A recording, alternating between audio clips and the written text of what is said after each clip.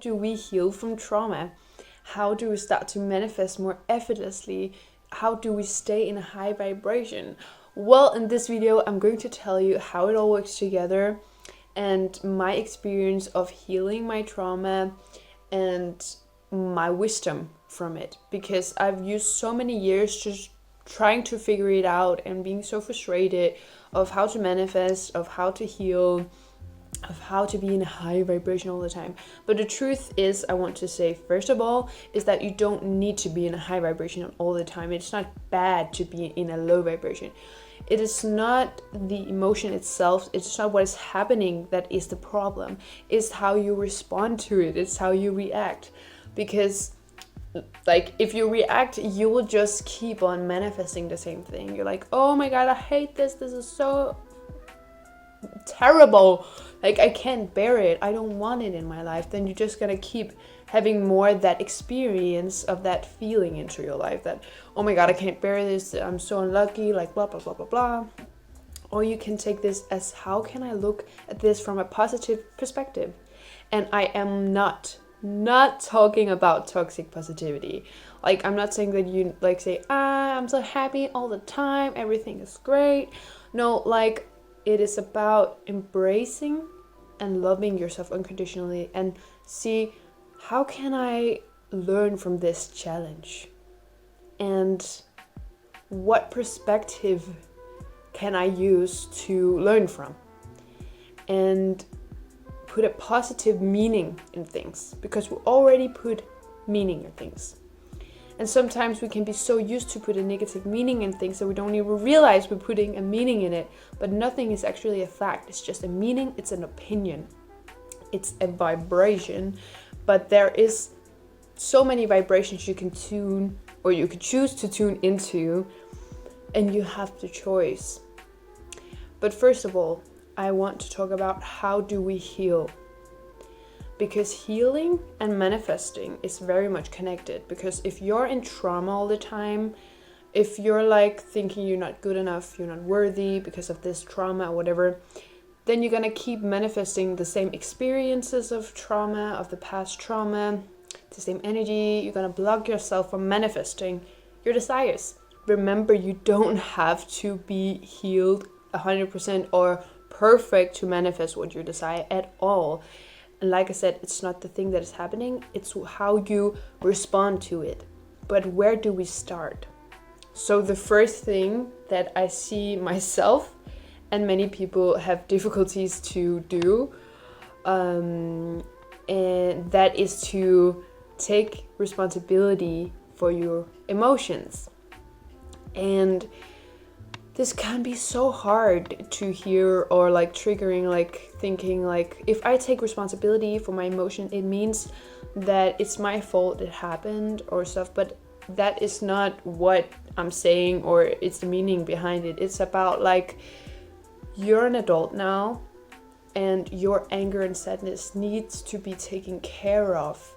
You need to like embrace it, and it's okay there for it to be there. But if you put the blame on others, like, that is my mother's fault, that is my father's fault, that is my sister's fault, that is my friend's fault, they need to change in order for me to heal, they need to say I'm sorry, like, then you put your emotions onto other people. Or you're saying like, oh, this world is so horrible, I just hate it, and like playing a victim. But actually, you can choose to take your power back. You can choose to say like, no, I am responsible for my emotions, and I decide to give myself unconditional love to heal this. It's not about fixing anything, it's about embracing everything. And to also say, even when I feel sad or angry, I can still manifest my desire. Because it's about how I respond to it. What I believe about the emotion. It's not the emotion itself that is blocking the manifestation. It's what story you're telling yourself with this emotion. You can just say, this is temporary. This is something that is just coming up so I can love it even more.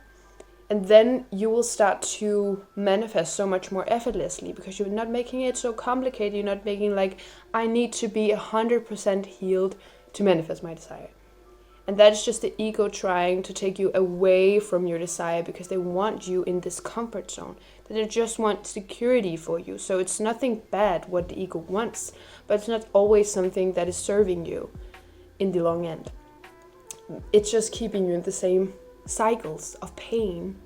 It's familiar, but it doesn't mean that it's safe. It's just something familiar because you know what is coming, and that is pain, heartbreak, whatever that cycle is.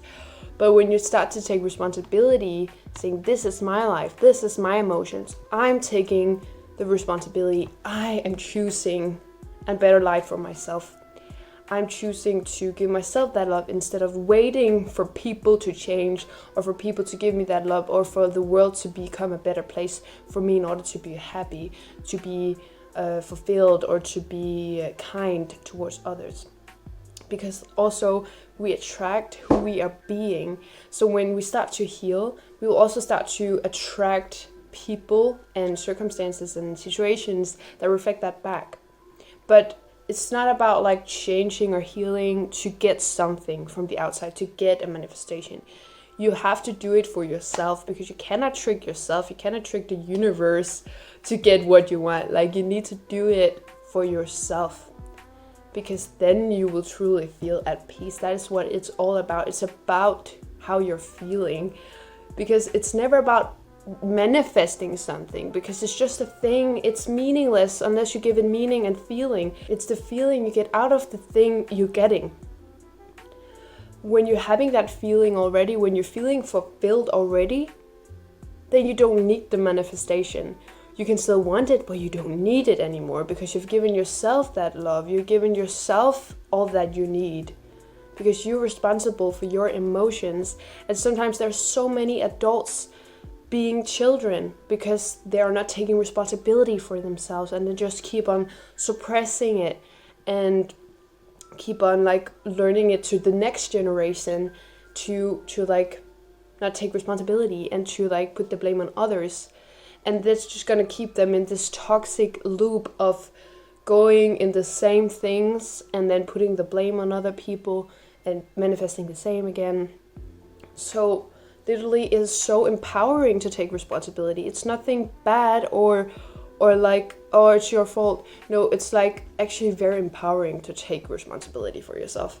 To take responsibility for your life when you're not dependent on anyone's opinions or like perspectives. Like, you're just saying, I'm doing what I'm doing. This is my life. This is not your life. This is my life. This is my emotions. I am responsible for my triggers because it's triggering me. It's not something to do with the outside. It's just showing what is active within my field to be triggered so I can then heal it. So triggers, when you feel triggered, it is not that the universe is against you and doesn't want you to manifest your desire. It is showing you an opportunity to heal from the trigger. Because like I said, it's about how you respond.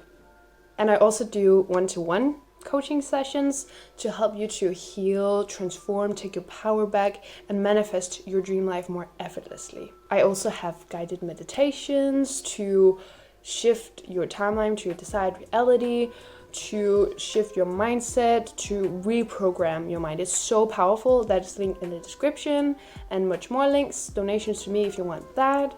That would also mean a lot to me. So thank you guys so much for watching. Remember to like and please and subscribe with the bell for more so you get updated when I post a new video. And also remember to share this. That would mean the world to me, to people that could use this wisdom in their own life as well.